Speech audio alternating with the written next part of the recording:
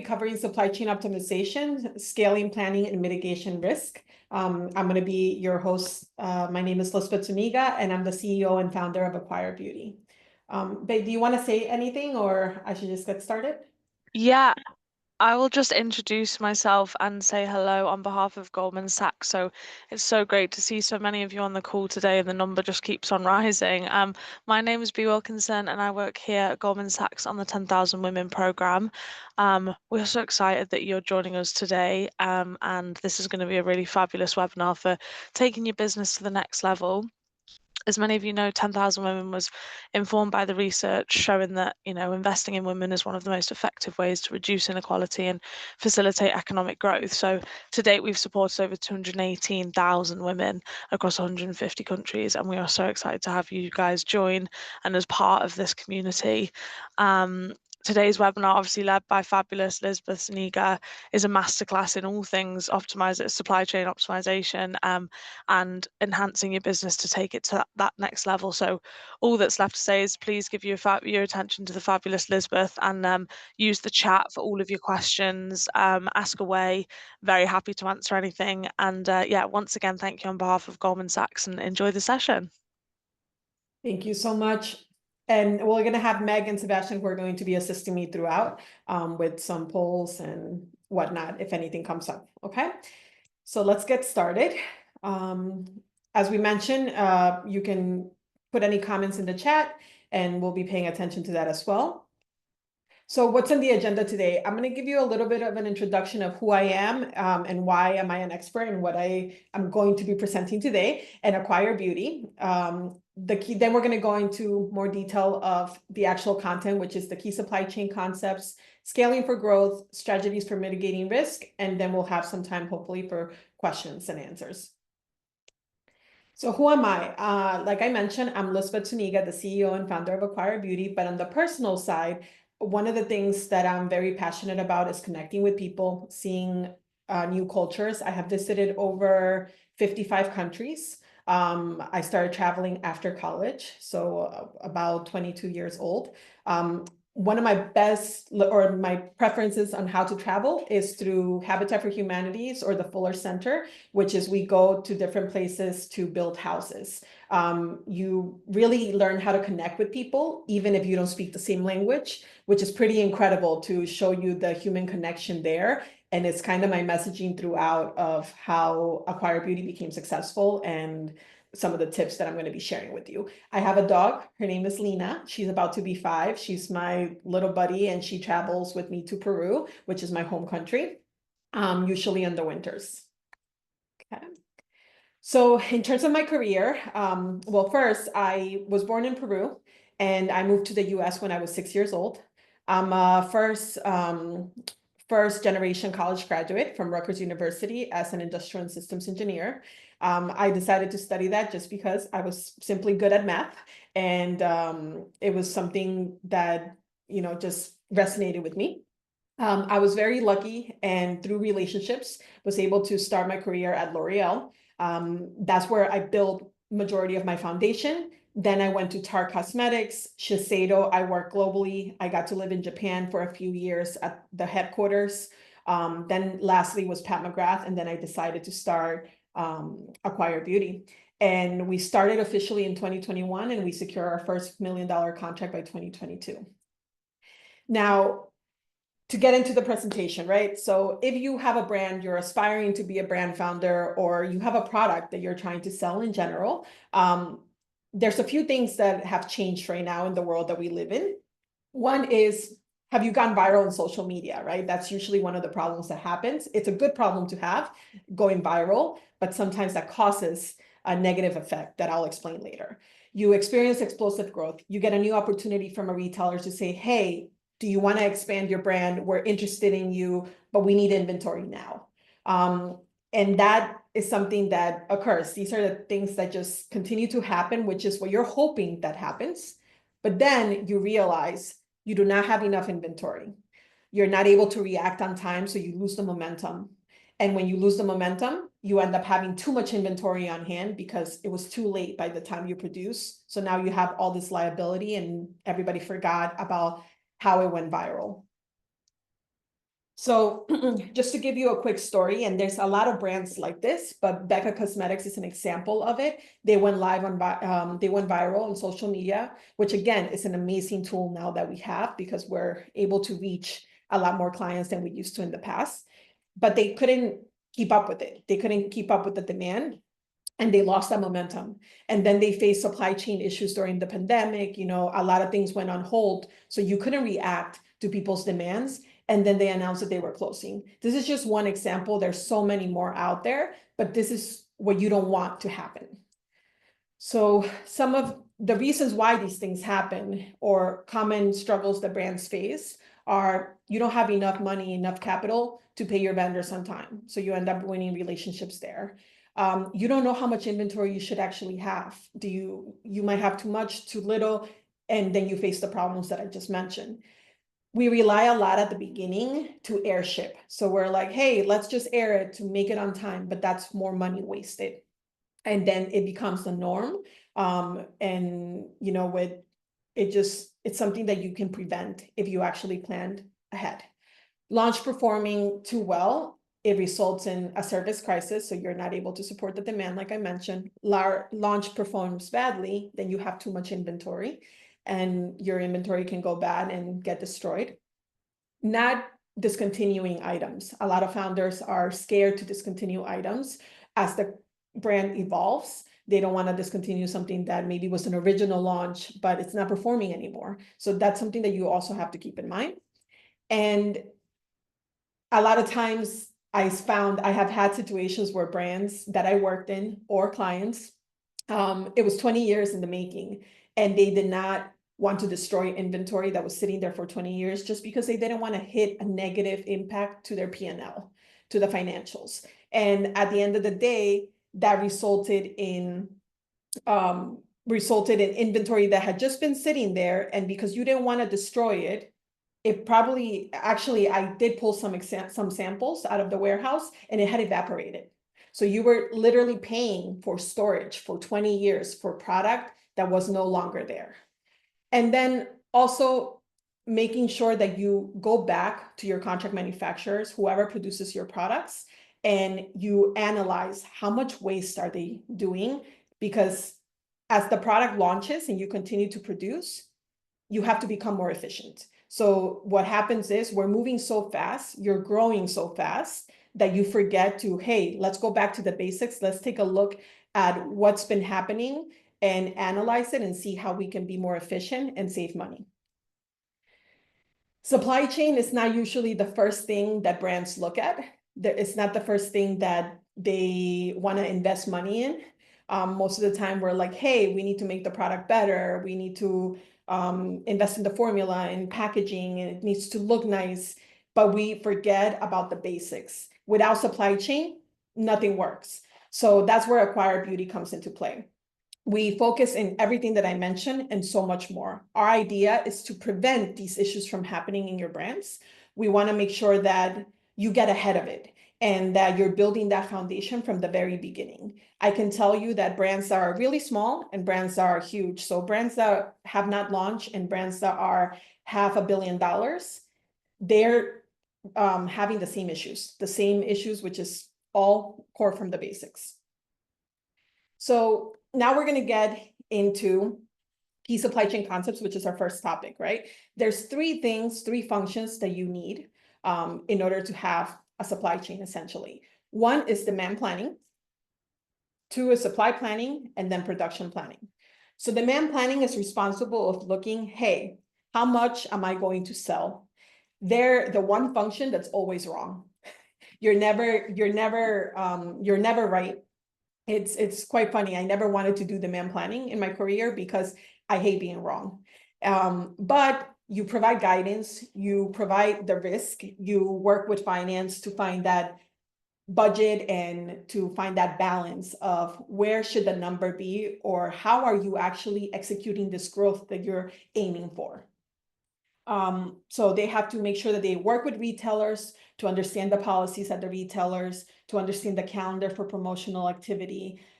They have to also like push back to say, hey, this is not performing. Let's rationalize the catalog.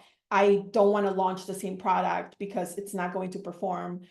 So they're really digging into that, and their sole job is to find that balance between sales, finance, and put it together. Next is supply planning. Supply planning is overseeing the health of the inventory. They're actually deciding, looking at how much bad inventory I have. Do I have too little inventory? And they're kind of connecting the dots between the manufacturing, telling them what they need, and also sales communicating, hey, we have a risk. You know, we need to work on promoting something else because I won't be able to get you this on time. So they're really the middleman for that. And then you have production planning. Production planning is actually looking one level deeper. So you're looking at your actual components. So you have your lipstick, you have a cap, you have a base, you have the inside product. All of that, you need to look at every detail of it to make sure that you're managing the inventory at that level as well, and how reactive you can be. So they really work more on the manufacturing side, working with the vendors, making sure that they're performing, and understanding also how much money am I going to be spending, and working with finance on that. That's one thing that we forget. We're always looking at how much money are we bringing in, but we're not looking at how much money are we spending and when are the terms of when that's due. So that's one of our actually key tools that we provide at Acquire Beauty that we like to implement, is a spend projection report that tells you, based on the financial terms, this is how much money you're going to be going out. And that puts it together with coming in. Okay. Lisbeth, can I just pop in here with a Yeah. question? Because I think so far it's really interesting, and there has been a few comments and things in the chat as well.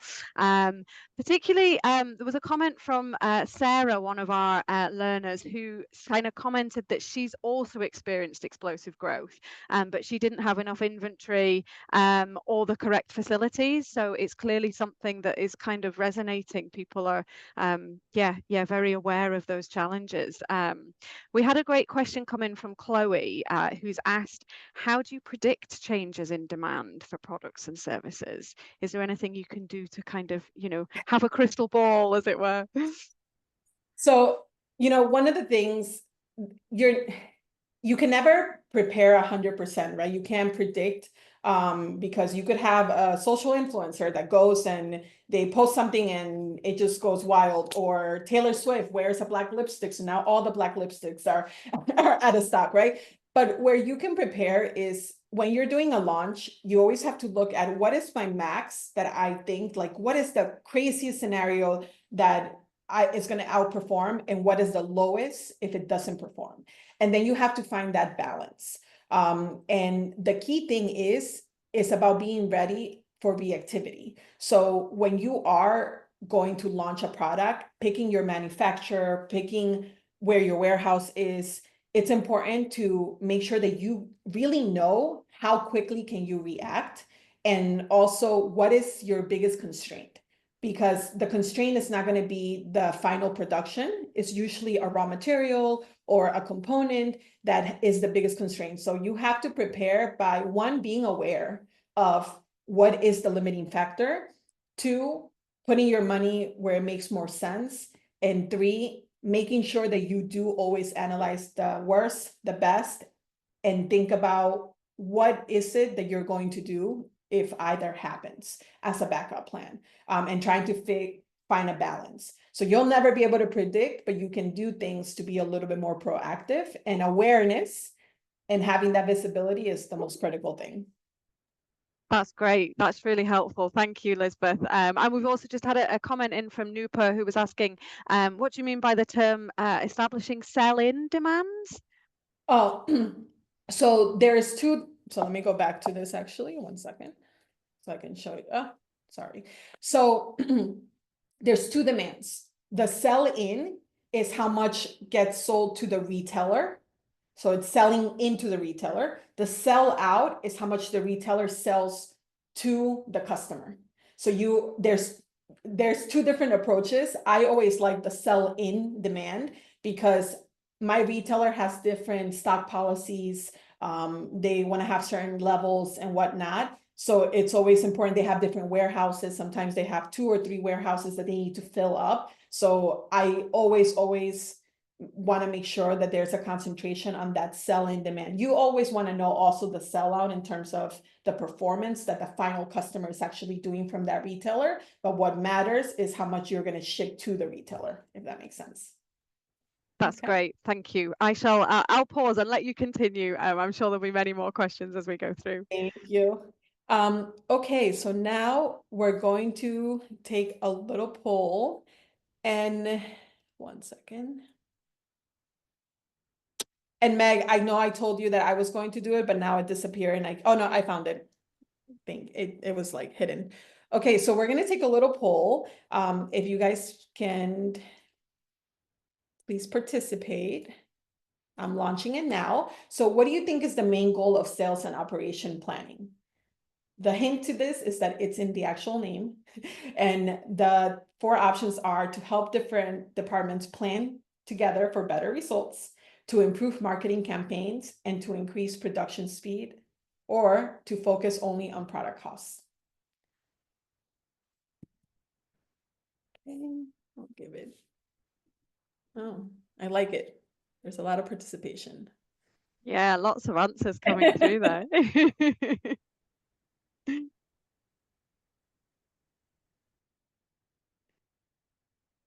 Okay, give it a few more seconds.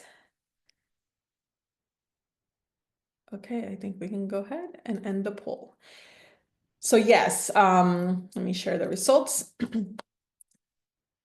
Okay, so the correct answer is A, to help different departments plan together for better results. So yeah, sales and operations planning is really connecting the dots between the sales aspect, the aspirations of sales. Sales is always going to tell you what their goal is as a whole. They're not going to go into the details of this SKU is going to, this item is going to perform with this much, et cetera, et cetera. They're going to say, I can commit to this amount. And operations obviously is the execution of the production. So it's combining it together and making sure that we can see where the risks are to obtain better results. So thank you for participating on that. Okay. Okay, so scaling for growth. There's 3 main things that you need to concentrate on when you are looking for that growth, right? Number 1 is your warehouse and logistics planning. Choosing the right warehouse is super critical, and I'll go into more detail of that. Understanding your cash flow, which I mentioned before. Knowing your ins and outs of spends, and leveraging data and analytics. Super crucial. There's some key basics that you absolutely need to know. So warehouse and logistics planning, it's crucial because even if you have the inventory, if it doesn't get into the warehouse on time and it's not able to ship at a rapid speed, you're not going to meet your sales anyway. So you could have the inventory, but if it's not moving, you're going to end up missing out on the opportunity. So you need to have that flexibility. There's a lot of warehouses that, you know, they're like, oh, it takes me 2 days to receive the product. It takes me 3 days to ship it out. But you have to build those relationships. The key in everything that I do is relationships, because you have to be able to call in that favor and say, hey, I know it arrived late, but it's super important order for Ulta, for Sephora, for this client. Can you please make it out, or can you receive it in? And working with them together is super important. The other thing is, when you're picking a warehouse, you tend to concentrate on what you need right now, but you really have to have a vision of what your 5-year plan is. You need to make sure that you invest in the right warehouse from the beginning, because it's super expensive to move warehouses, to take all your inventory out from one location, move it to another, to coordinate the logistics to make sure that you're not getting orders on one anymore and you're getting orders on the other one. It's a big project. So you have to make sure that you at least are committing to them for 5 years and they're meeting your 5-year growth plan in terms of what they need. So a lot of our different clients are D2C, which is your direct to consumer. You do your own web orders. B2C, which is business to consumer. So that's the website for the retailers. So that's the e-commerce there. B2B, which is business to business. So yourself selling into another retailer that's going to sell to the final client. International, whatever the definition of international business growth is for you, and your domestic. So you have to look at it in those 5 different areas. where is your growth going? Where are you concentrating the growth on? So if you're in the States, as an example, if you're going to be selling more international, like to Europe, etc., and that's where you want to grow, you need to be close to a port. So like that, it's faster to get out of the country. Otherwise, if you are looking to just grow within the States, then you can choose something in the Midwest, etc. So there's different options of making the decision when you're deciding, hey, this is where my warehouse is going to be.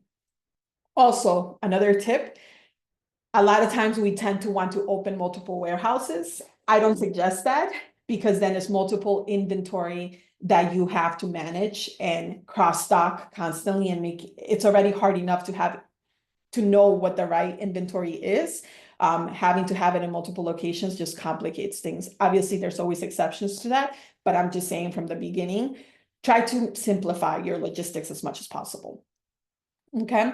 Another thing that you need to make sure, sorry, just checking time. Another thing that you need to make sure that you keep in mind is the capabilities that you need, right? So depending on how complex your product is, if it has shelf life requirements, if it has, you have different rules for different clients. Some clients are like, hey, the product needs to arrive to me with this amount of shelf life left, or other ones don't really care. So depending on those rules, you need to keep that in mind on what's needed. So lot management inventory, not all warehouses are actually managing your stock position with the lot code. So you can get clarity on what was produced first, what wasn't. At first it's easy because you're doing one production for your business. You don't have a lot of lots, but as you grow, it gets more complex. Being able to do assembly. So if you're doing a lot of kitting, a lot of holiday promotions, bundles, etc., it's important to know, do they have the capability so you don't have to take the inventory, move it somewhere else, assemble it and move it back. Reworking. So if sometimes you need to overlabel a product for a different language group, or a mistake happened, do they have that capability? And like I mentioned, first in, first out, or last in, first out, because depending on the client, you might want to say, hey, I need to send them the freshest product. So last in is the first out for that client. Traceability. There's a lot of times, when you have expensive perfume, you want to be able to have that traceability capability in the warehouse so they can scan the code and where it went. So it's not out there in the black market. And then, like I mentioned, the inbound and the outbound, depending on where your growth is, depending on where your production is, it's not going to be perfect. But a lot of times we tend to have majority of our production in a certain location, or majority of our growth in another location. So just keeping that in mind is super important, that the location does matter. Okay. Okay, cash flow management. So there's 3 components to this. The first one is your production. So it is how much you're going to spend, right? Your components, your raw materials, your finished goods, and your transportation costs. A lot of times we forget to include transportation into our COGS, our cost of goods, which is a big mistake because you're air shipping constantly, and that is inflating your cost of your product. And a lot of times we forget to account for that. That's what I found along my journey with different brands. The next is your sales. That's your money in your positives. So as I mentioned, there's different kinds of sales channels. And then liabilities. So liabilities is your excess and obsolete. Excess and obsolete are inventory that have a high risk of getting destroyed because you're not going to use it. So you need to look at options to predict that that's coming. Also work with finance to make sense of what percentage should be accrued for, meaning like for obsolete, as things are discontinued, that have no demand. So I'm going to take a financial liability of 100%, assuming that I won't get it out the door. Excess could be, I have inventory greater than a year. So it's only a 50% chance that it's not going to get consumed. So those different rules need to be developed depending on your brand and how you handle these kinds of things.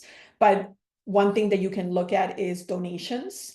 A lot of people brands don't like to donate their products because they're like, oh, then it's not going to look good for my high-end brand. But then it's also a tax write-off. So there's many different ways that you can spin it from a marketing perspective to try to reduce that liability. Warehousing storage. I mentioned to you a story before on one of my clients having a product for 20 years. They didn't want to destroy it. and get that financial hit against their P&L, but they were paying for 20 years worth of storage. So the amount of money that was wasted was even more expensive than if they would have taken the hit back in, 10 years ago, 15 years ago. And also, of course, a sustainability impact. Right now, that's super important around the world to be more sustainable. So you have to keep in mind that when product goes bad, it gets destroyed, it's also affecting that. Okay. Lisbeth, sorry, before you go on, I just wanted to ask you a question there because I think it feels like a relevant point to bring it in. We actually had a question in advance from Francis, who wanted to ask something which I think probably a lot of the learners on the call might also be interested in, which is, as a small business, when you're operating in a cash-based economy, for example, with no credit facilities, what can you do to reduce supply chain issues caused by cash flow problems?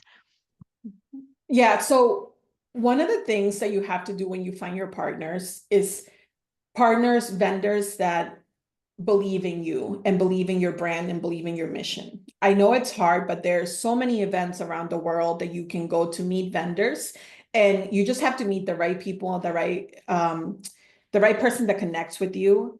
Being transparent with them goes a long way. So asking for an extension, even if you agree to certain terms, it's better for you to be upfront and say, hey, I need an additional extension of 30 days or whatnot, than you just not paying them, because that ruins the relationship and the trust. So relationship transparency is super, super crucial in that.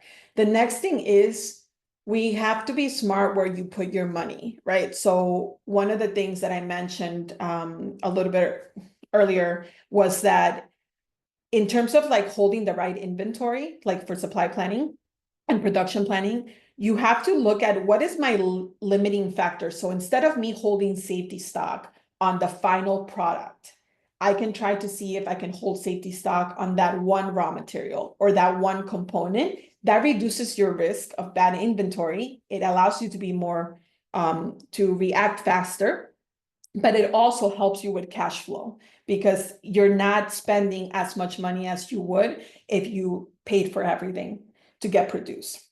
So it's finding that balance. But one thing that I ask, I'm a vendor myself, it's be transparent. When my clients called me and they asked me, hey, I can't pay right now on time, the earlier you tell me, the better I'm going to take it, because then I'll work with you on a payment plan. I'll say, okay, fine, don't pay me the 100,000, pay me 5,000, and then you can pay me 5,000 when. So it's like you yourself knowing and coming up with a plan so you don't break that relationship. Okay. That's great. I think that's a really key point as well, to take away that transparency. And I know you're going to talk a bit more about relationships with suppliers later, but yeah, really useful. Thank you. And thanks to everyone for your questions. Keep them coming in. If you can post them in the chat, and then we'll try and get through as many as we can at the end as well. Thank you. Okay, so the next thing is, this is master data. Master data is one of the things that causes a lot of system implementations to fail. When you become big enough, you need a system, whether it's an ERP system, a planning system, whatever it might be. Master data is crucial for this. And you can start this way in advance. You can start this from day one and start thinking about these things. Like the three main things that you need to decide is, what is it? So you need to have master data to help you define what is that product. A lot of times you have that, the barcode, the UPC that scans it, or EAN, that every retailer is able to scan to know what the product is, how much it costs, etc. Now, a lot of times you're doing changes to your products as time goes. It might be a small change that you want to track. You're thinking of redoing your logo, or you change addresses, whatever it might be, but that has the same barcode. So you need an item code. So the item code can help you differentiate as the changes happen. And it gets more complex than that with different rules, etc. But it's important that from the beginning, you build that foundation of having an item code, and you don't talk based on description, which tends to happen. Marketing sales loves to talk based on description. And from a supply chain, we always try to get you back to the item code because descriptions can get tricky as you grow and you launch more products. Where is it produced? So understanding everything about your product on who's the supplier, what is the minimum order quantity, how much does it cost to produce that minimum order quantity, and when do you get the next price break? That's all considered master data. It's very important that you know how much money you're going to spend, because you might be spending $1 more to produce a product when you do 5,000 units than when you do 6,000 units or 10,000 units, whatever it might be. And when you look at the math, it might make sense to just increase it to the next one to save money, because you're going to produce anyways in a few months. So that's a decision that you need to make. But it's important that you have that data and you are gathering that data from your contract manufacturers when your initial negotiation is happening. How important is it? So you need to be able to understand what is the life of your product. Is it just launching and you still have this lack of understanding on how it's performing? Usually I advise that for the first 6 months of a launch of a product, you keep it at a launch status. So you know, hey, demand planning, you need to concentrate on this one a little bit more and see how it's trending, how it's doing, than an item that you know performs. So it's super important that you know the difference between an active product, a product that just launched, and a discontinued one, because you're managing them differently in terms of how you're planning your inventory, your productions. ABC. So there's something that you need to assign to a product to tell you what is your most important item. A items are usually 20% of your sale, 80% of your sales. B items are 15% and C items are 5%.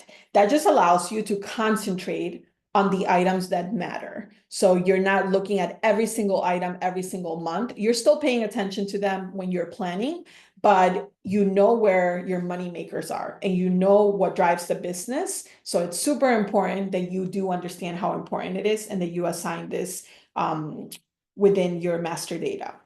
Now, one thing that I want to say is negotiate everything. Your price breaks, your MOQs, they're all something that you can negotiate, and at different stages. You might have negotiated something with your vendor at the beginning of launch, but once they know how it's produced and how easy it is to produce, or they improve their processes, it requires less labor, etc., you can actually bring that conversation back up. I advise that you look at your costs once a year and you try to analyze it. They might try to increase actually the cost too, because of different factors such as logistics, etc., labor, but it's something that you can do as well. You can say, hey, I used to produce only 20,000 units of this product. Now I'm producing 100,000. Give me a better price break. That's something that you can discuss with them because it's more efficient the higher quantities it is.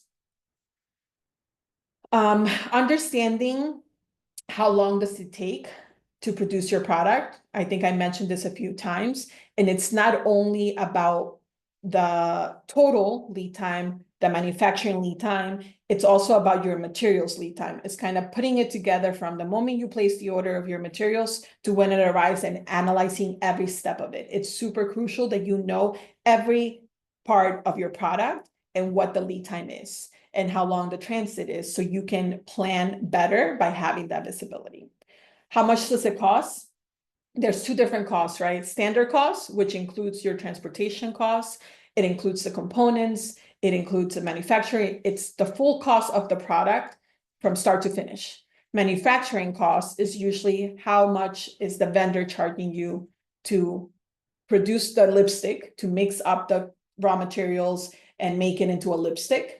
And it's important that you differentiate both costs. And then lastly is how do we protect it? So having the right safety stock for variability is crucial. And as I mentioned, try to make sure that you put your money in the right place. Sometimes you are going to need to put the money in the full product, the full production, but the more you understand your lead times, the more you understand your costs, you can understand what the real limiter is to help you improve that lead time and hold the safety stock there. One thing is raw materials. When you use contract manufacturers, they're producing for more clients than just yourself. So therefore, you can come up with some kind of terms with them to say, hey, I want you to hold this safety stock, but if I don't use it by this month, just replenish it and use it for your other clients. So then like that, you reduce the risk of expiration. So again, relationships and those negotiations can happen. Everything's negotiable. Okay, we're gonna go into another poll. Give me 1 second. And see. Okay, so what is the purpose of safety stock? To store excess inventory that is never used, to maintain inventory in case of unexpected demand fluctuations or supply delays, to keep products on hand for promotional discounts, or to prevent the need for inventory audits. See if we've been paying attention. So far, results look good. Everyone's quite unanimous, aren't they, so far? That's good. They've been paying attention. Yeah. It's great to see people engaging with the chat as well and the polls.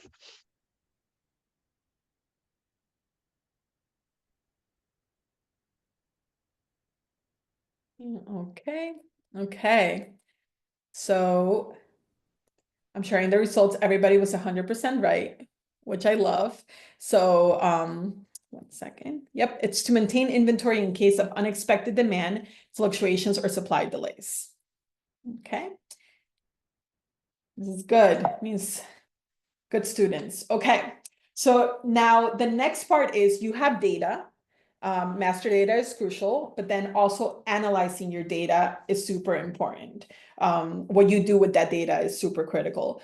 So one of the things is rationalizing your catalog, right? Making sure that you identify what items are not performing, what they don't serve you anymore. Sometimes it gets tricky with color cosmetics because you have to be inclusive, and there might be the lighter shades or the darker shades that don't perform as good as the middle shades, depending on where you are.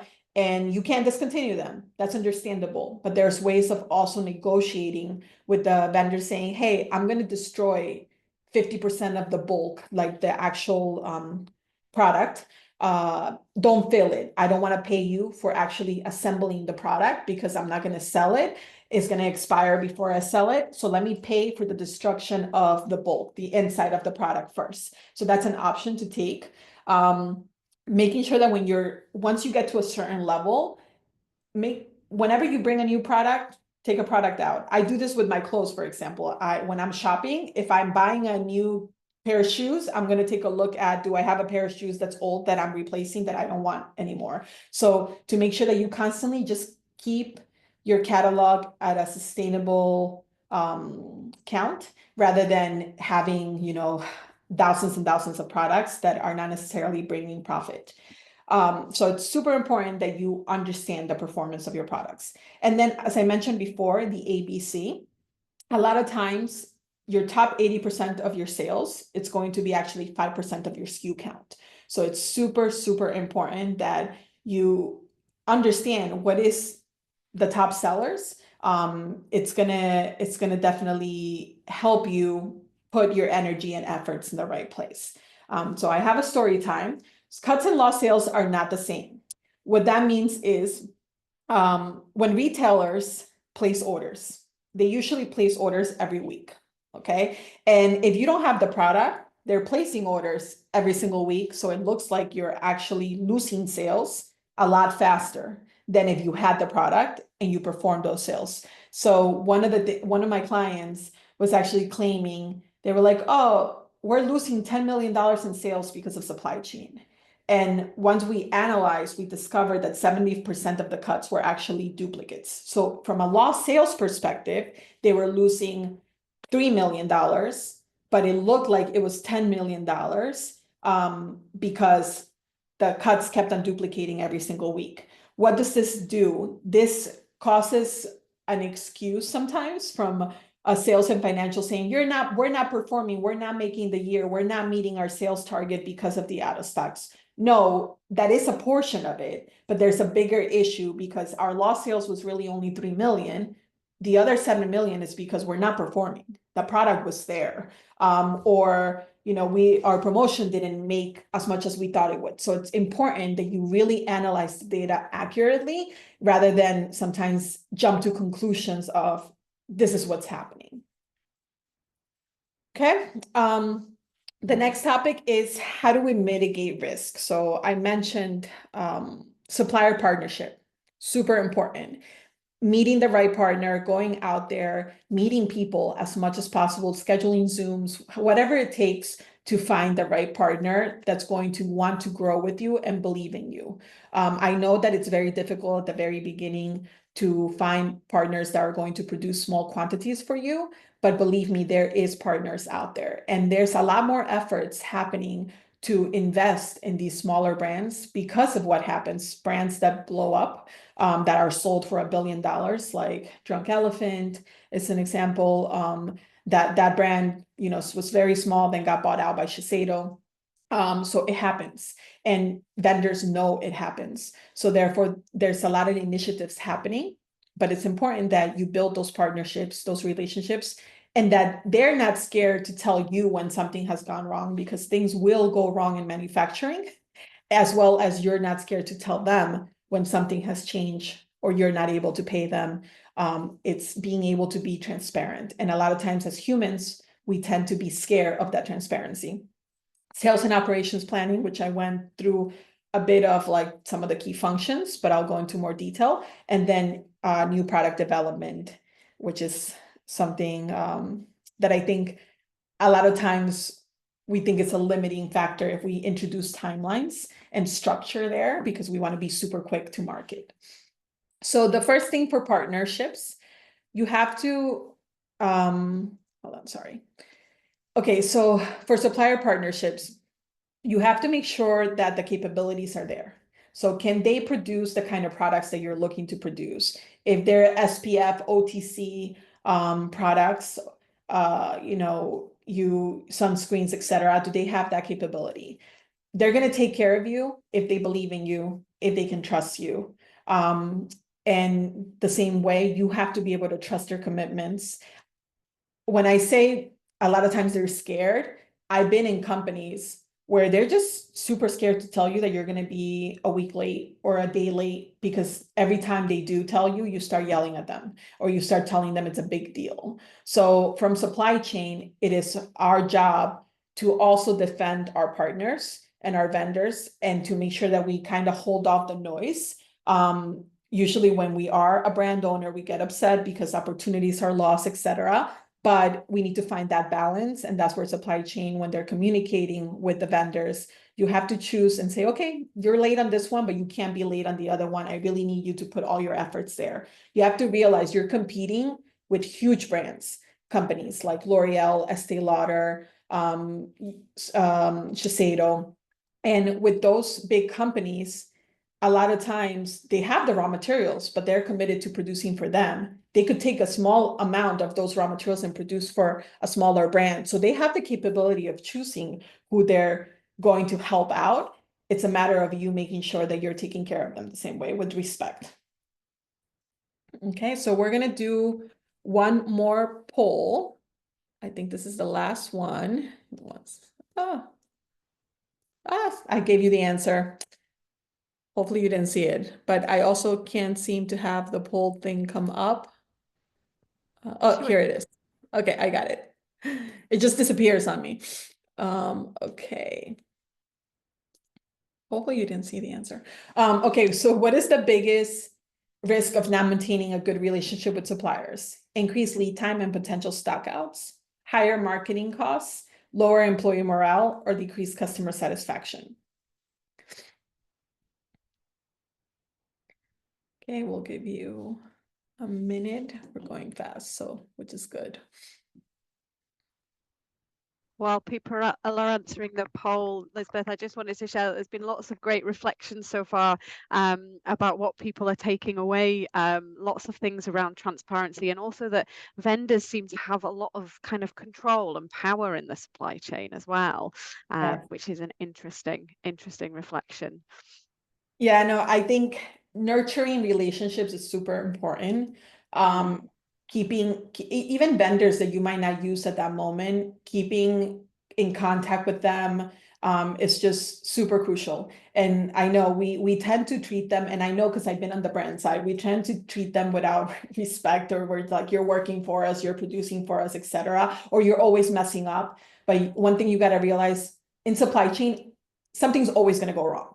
It's just like, it's the reality of it. Something's always going to go wrong. Like a machine breaks down, somebody calls in sick, they don't have the manpower, the raw material didn't arrive on time because, you know, the delivery wasn't on time, it wasn't in their control. So there's so many layers of complexity. So we have to be kind to one another. And, you know, I strongly believe that changes things, because I've been in brands where they constantly complain about vendors. Once I come in, I treat them with that respect, I build that relationship, they'll pull favors for me, and then suddenly they're not a bad vendor anymore. So you have to make sure that you use that human kindness and connection. It goes a long way. Okay, perfect. So we have all the answers, and I'm going to share the results.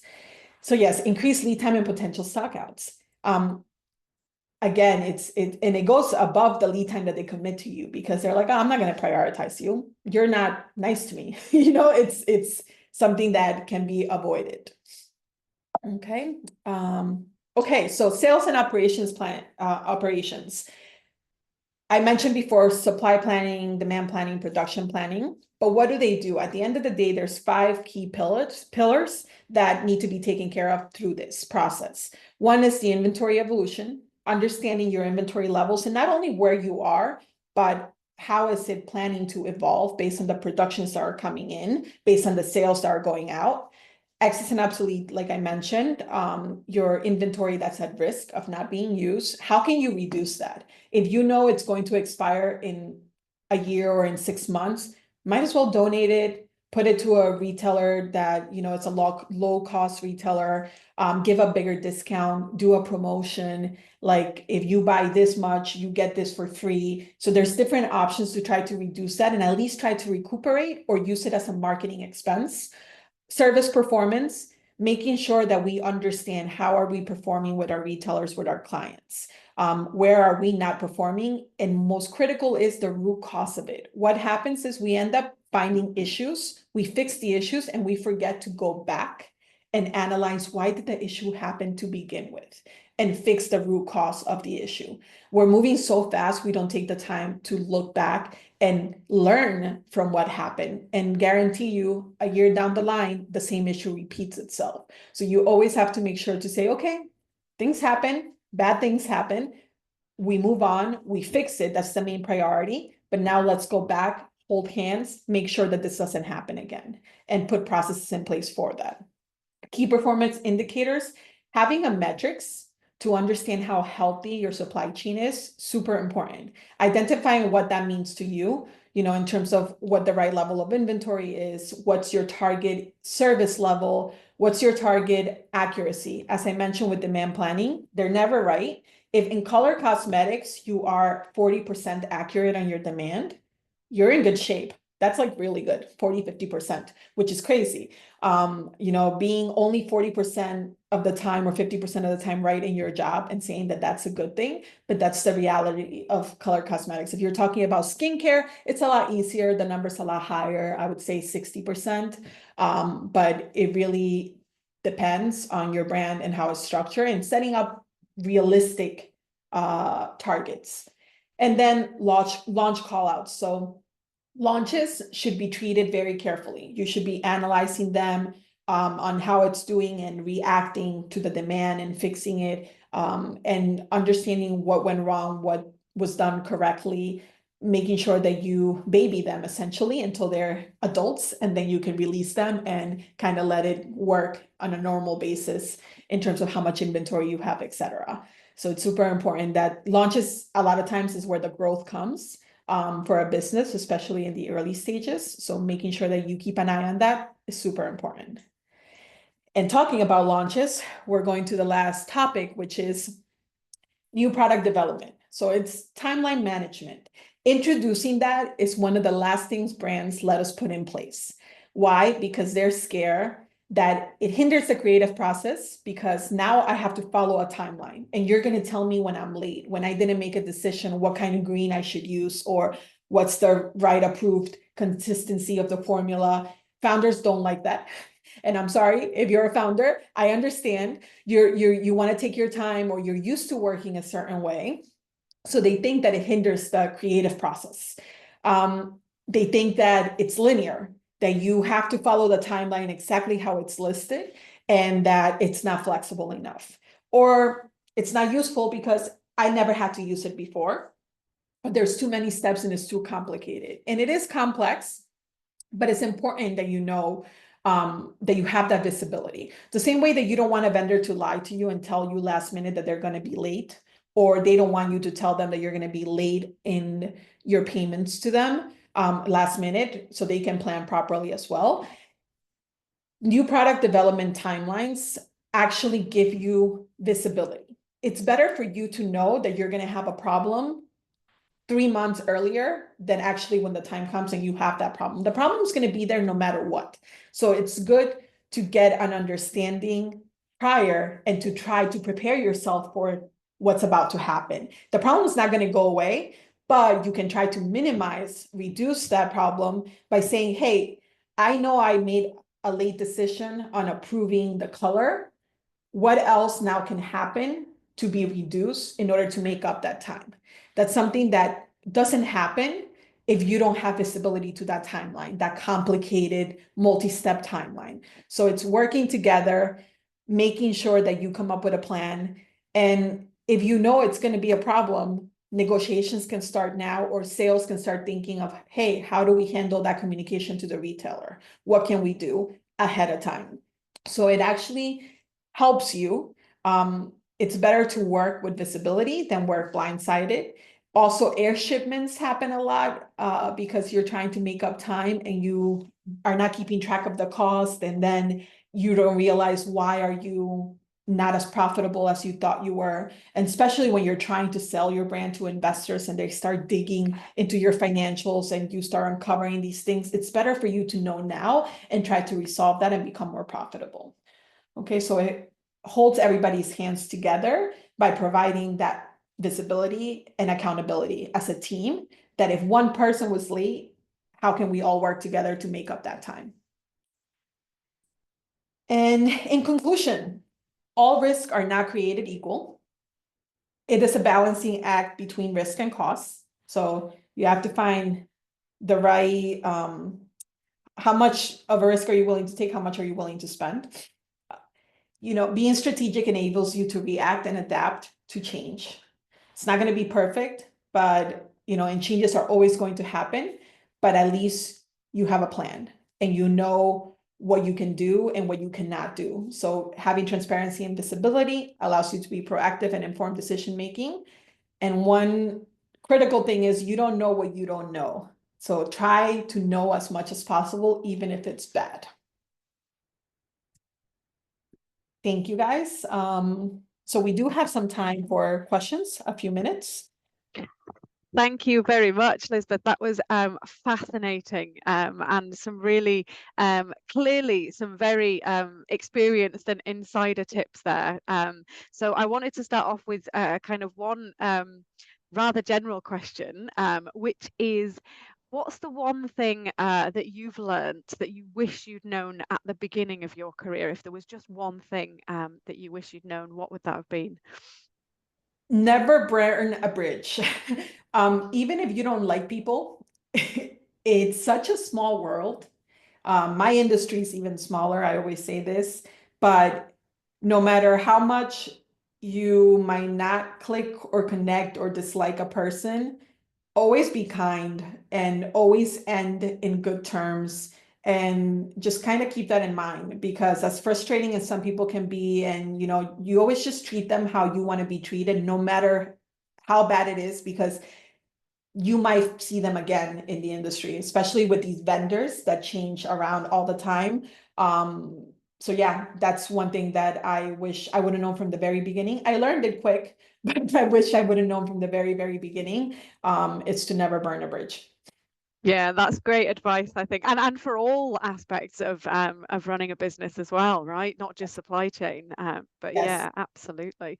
Yes, I mean, I have marketing partners, I have sales partners and all these things that have come back into my life, and I'm like, I'm glad I was nice to you, even if you weren't nice to me, you know, because it does affect it. And again, the world is small. You never know who you cross paths again with. Yeah.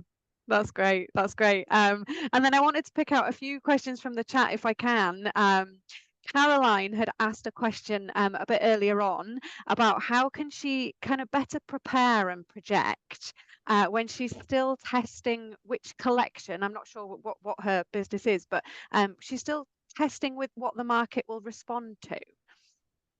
Yeah, so in terms of preparation, I would say, as I mentioned, some of the key master data things, right? So getting organized, defining what is important for a master data perspective. And I know you guys will get access to this presentation, but if you can start with anything, it's the ones that I identified. So I would say just prepare yourself that way. The other thing is building relationships and seeing in whatever industry you're in, going to events and finding events around you where, or close to you, where you can meet people, meet as many people as possible, meet as many providers, as many vendors as possible. That's the way that I think you can prepare yourself the best. Yeah, that's great. Thank you. And then there was a few questions in the chat earlier, and then another one just now about kind of software. So what kind of software would you recommend for inventory and supply chain management? So there's so many out there, and I can tell you that I've done many implementations and go lives, and it's we always go back to Excel, to be completely honest with you. So one of the ones that I have found that it's really good for starting is NetSuite. It's one that you can outgrow at a certain point, but I find it very flexible, and they're also spending a lot of efforts to try to launch for brands that are very small. So if you're starting and you're looking for, NetSuite is one of the ones that I do recommend from that perspective as an ERP system. As a planning tool, I don't really recommend them, but they do what needs to get done.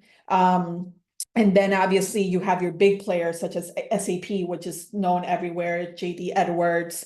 Kinaxis is one new one that I'm launching right now. And honestly, I'm super impressed with that one as well. So I would say my top two are NetSuite and Kinaxis for a smaller size of business. And then the bigger you get, obviously SAP is one of the biggest ERP systems, which I'm very experienced with as well.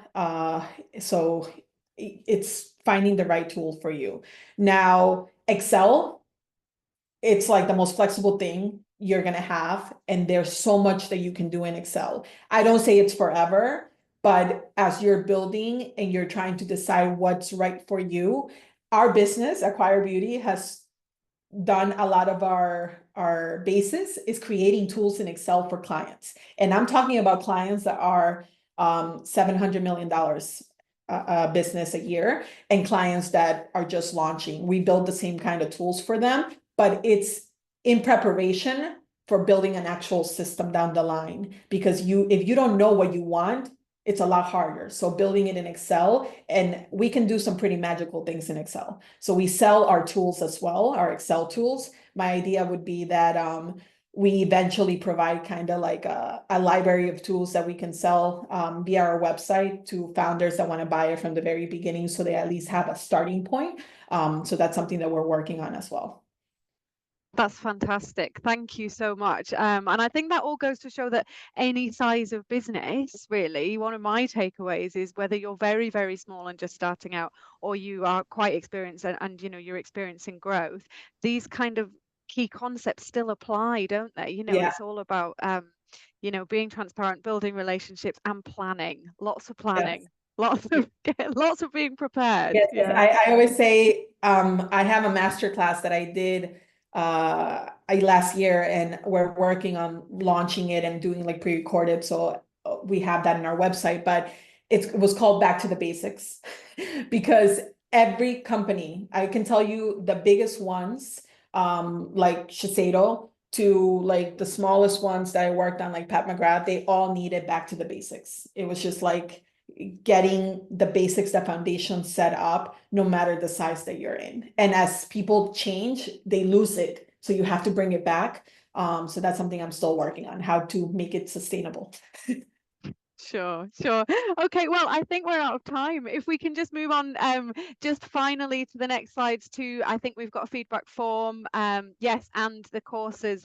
So there's a course that directly addresses lots of the things that Elizabeth said, and that's on the 10,000 Women program. And this is to register for next month's webinar on the 13th of March, which is all about navigating uncertainty. And I think there might be a final slide just with a feedback form on, and your feedback is really, really important to us. So please do complete that. Lisbeth, I'll hand back over to you to give the final word, and yeah, thank you very much. It's been fantastic. No, thank you, everybody. I was very excited to be able to do this. There's no clients that's too small for us. So if you do ever need anything from Acquire Beauty, feel free to go to our website at acquirebeauty.com. Follow us on Instagram also at Acquire Beauty. I am in the process of also launching a new handle called Supply Chain Fossil Beauty, where I'll be sharing more tips and tricks. And we're going to start sharing some free content there as well. And I'm always happy to meet with anybody. So feel free to send me an email at lisbeth@acquirebeauty.com. The more people I get to meet, the better. I always say no connection is too small. No connection is not worth it. So feel free to reach out, and I wish you the best of luck. And if you ever have any small question that I can answer, I'm always happy to help, because for me, it's an investment in the relationship that we're building. Because I hope you all do big things, and in the future, when you're big, you need us and you hire us. So fantastic. Thank you so much. And thank you to everyone for joining. And we'll see you next time. Thank you. Thanks. Bye.